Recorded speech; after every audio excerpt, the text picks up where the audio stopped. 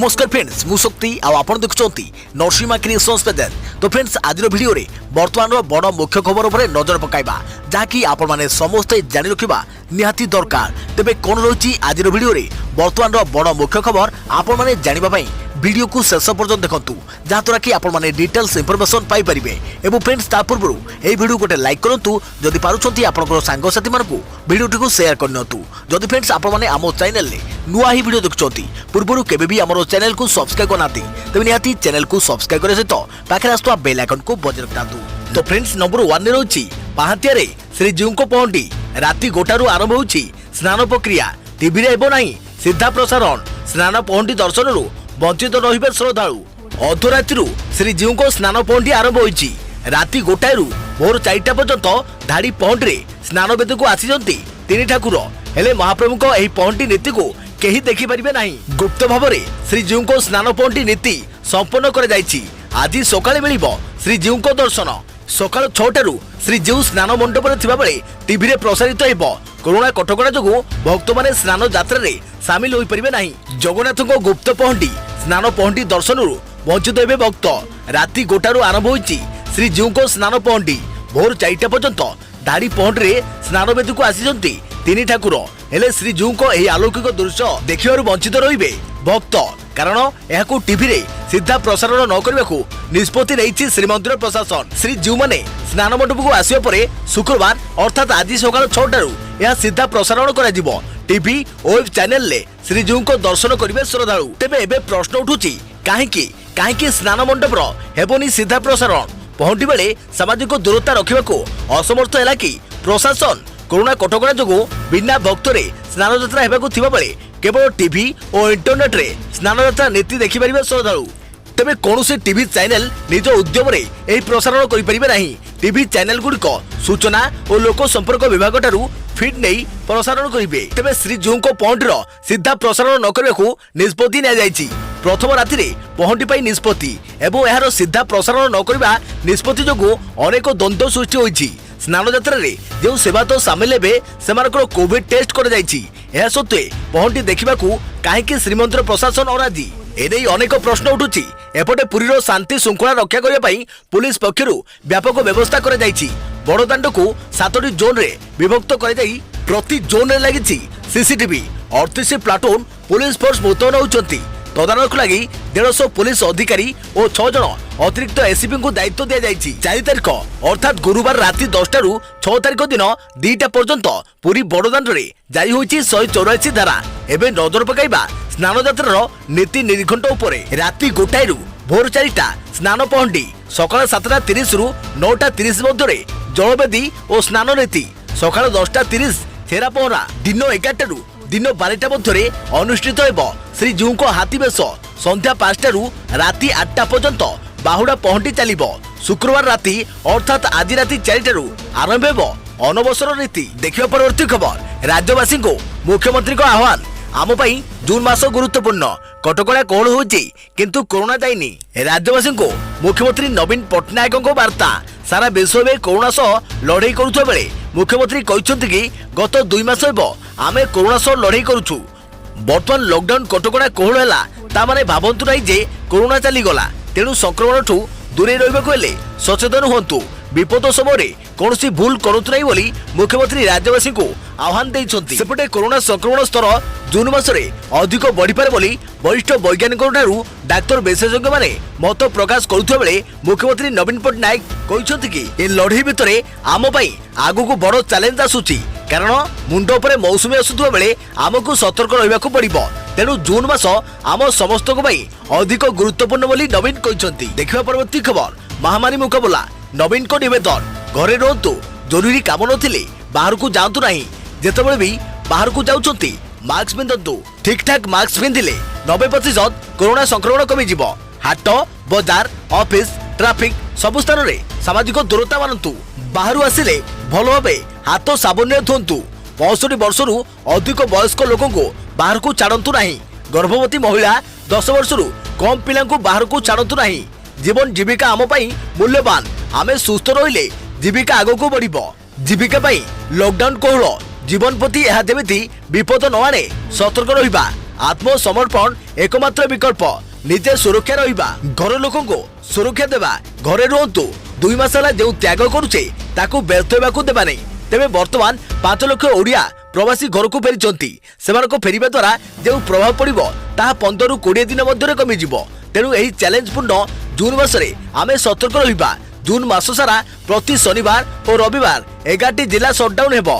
जून मासरे सप्ताह को 2 दिन मासकू 8 दिन शटडाउन सो नाइट कर्फ्यू मानिबाकू पड़ियो बोली नवीन निवेदन करिसंती।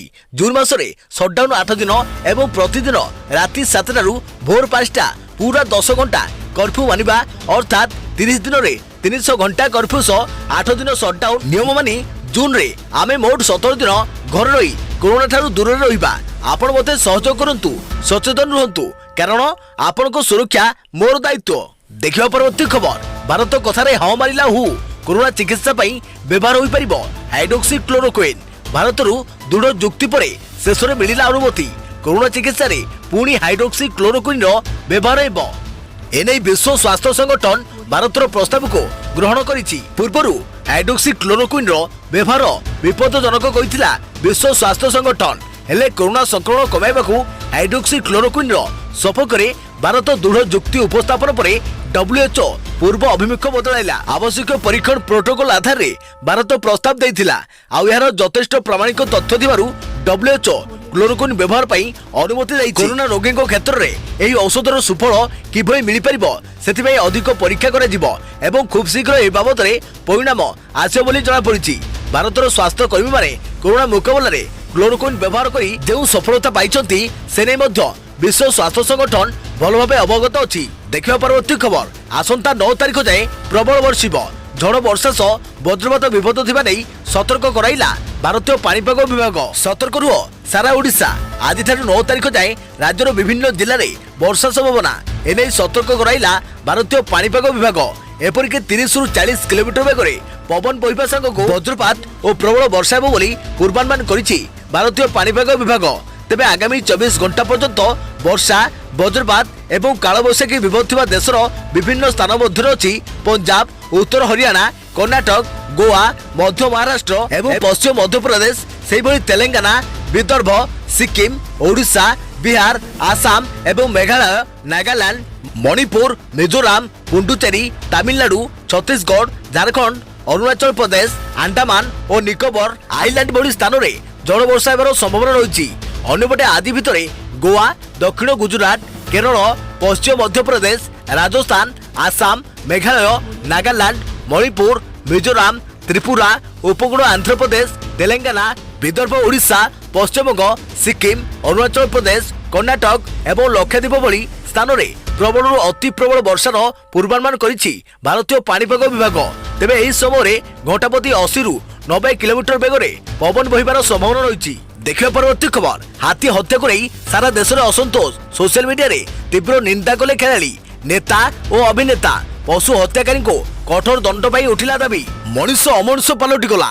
हिंस्र पशुओं ठारू भी हीन होई गला। अमानविकतार सीमा टपी गला।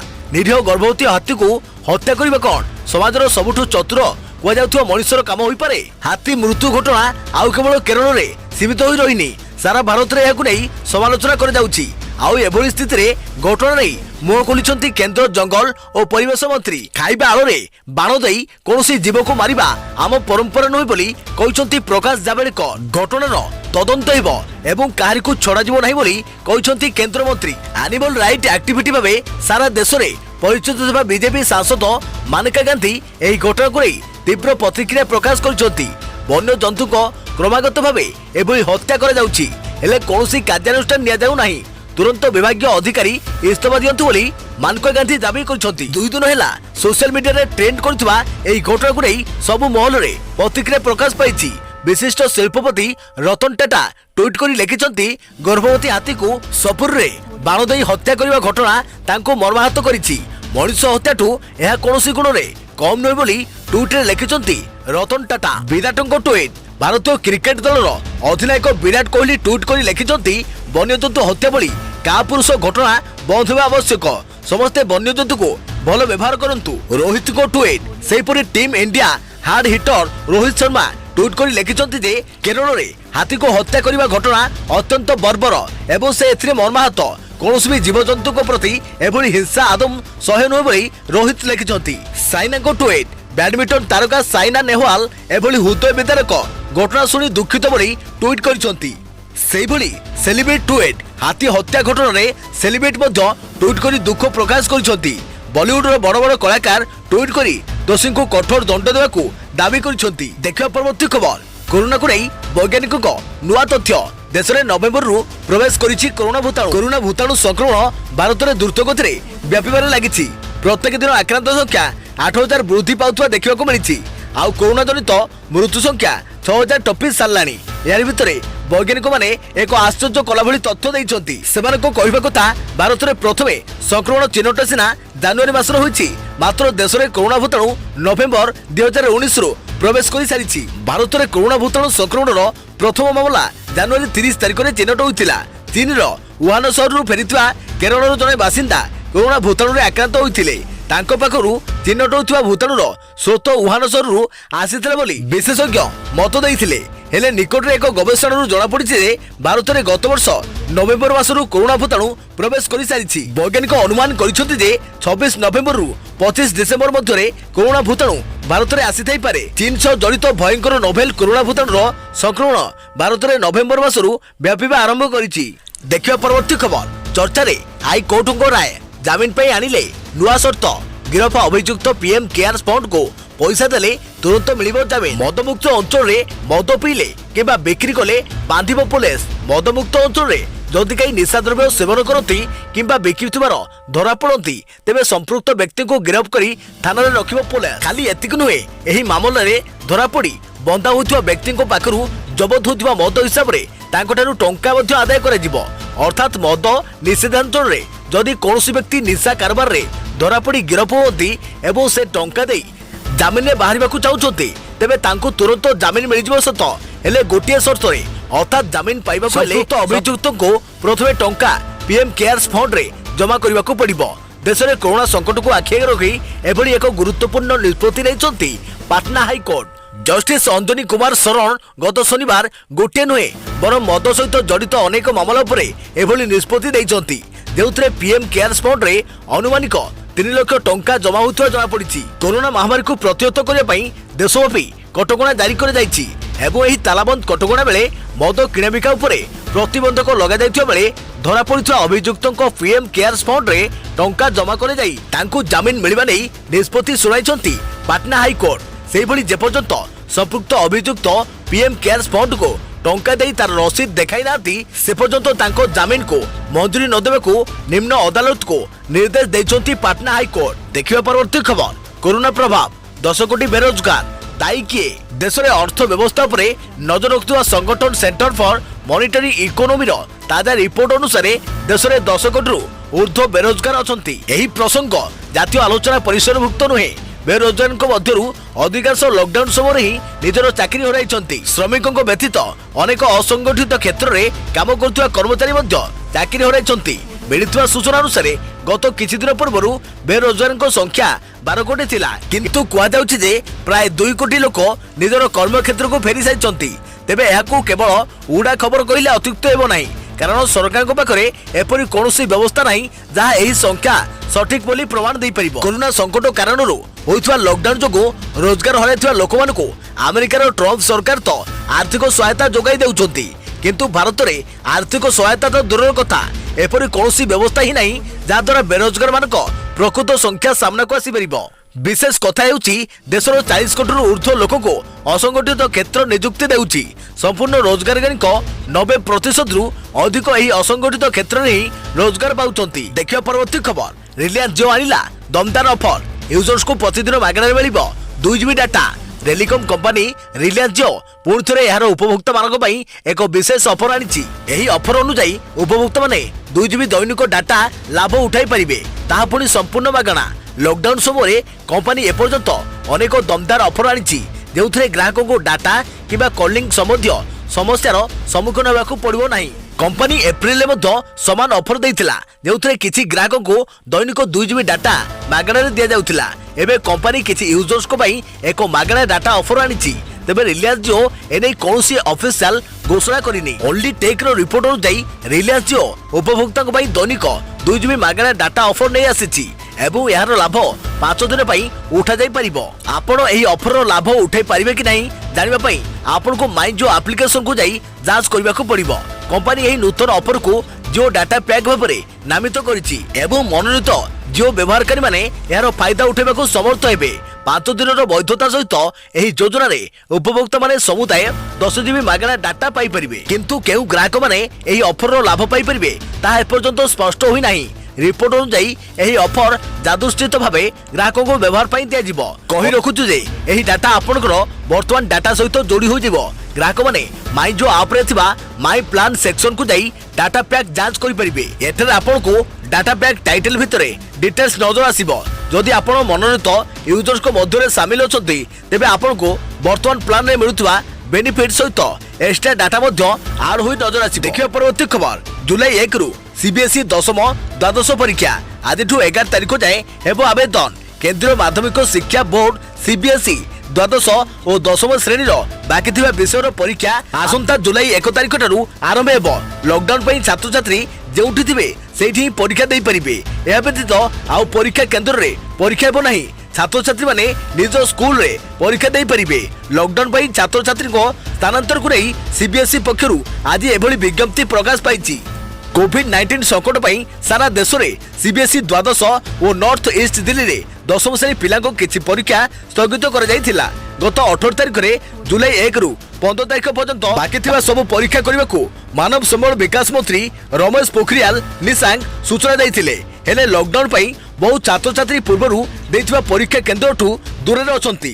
तेणु किभली पिला माने परीक्षा देबे आशंका देखा देइथिला। एही सब असुविधा को दृष्टि रखी सीबीएसई पक्षरु आज उपरोक्त निष्पत्ति निया जाइछि। विज्ञप्ति रे दर्शा जाइछि जे पिलांको स्थानांतर पई आउ परीक्षा केंद्र रे परीक्षा हेबो नाही, स्कूल रे परीक्षा हेबो। तेणु छात्र छात्री माने निज स्कूल रे परीक्षा देबे। सेहि भली जेउ छात्र छात्री गोटिए स्थान छाड़ी अन्य स्थान को जाइछंती सेमानको परीक्षा केंद्र बदला जाय परिबो।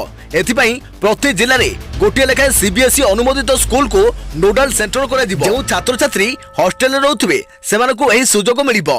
निज स्कूल थिबा जिल्लारू अन्य जिल्ला को जाइथिबा छात्र छात्री माने केंद्र बदलाई परिबे। घरे स्कूल रो छात्र छात्री माने मध्य परीक्षा केंद्र छाड़ी अन्य स्थान को जाइथिले सेमाने भी एथिपाई आवेदन करि परिबे। जदि जणे थरे केंद्र परिवर्तन करि देले सेमानको द्वितीय थर केंद्र परिवर्तन करबा को अनुमति मिलिबो नाही। केंद्र परिवर्तन पई छात्र छात्री माने सीधा सड़क आवेदन करि परिबे नाही। एथिपाई सेमाने स्कूल को जणाइबे और स्कूल कर्तृपक्ष एथिलागे आवेदन करिबे।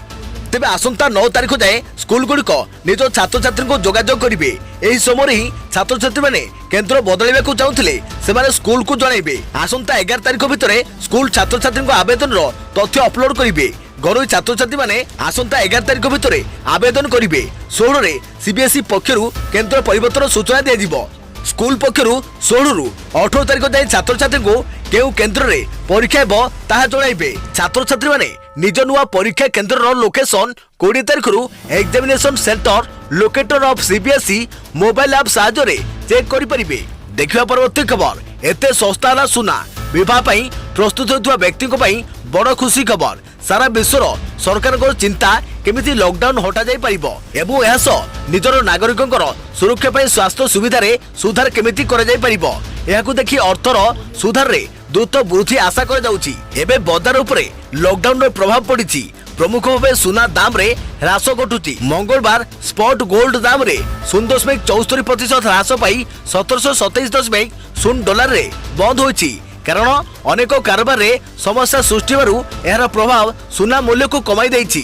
फल रे सुना दाम तळकु खसिची। अनेक देश लॉकडाउन उपाय को हटाइछंती एवं द्रुततर भावे आर्थिक सुधार पाई योजना आरंभ करिसंती। तेबे रूपार दाम रे ह्रास मंगलवार स्पॉट सिल्वर दाम 0.69% तळकु खसी 18.1 डॉलर प्रति आउंस रे बंद होईची। एमसेक्स दाम 3% रु अधिक खसी 49,080 पैसा प्रति किलो रे बंद होईची। अमेरिका और चीन मध्य अशांति बाजार उपर प्रभाव पकाइची एवं सुना दाम रे तृतीय थर पाई गोल्ड प्राइस रे ह्रास पाइची। शेष खबर सहित शटडाउन रे सकाळ 5टा रु 8टा जाए खबर कागज विक्रेता कटकणा मुक्त।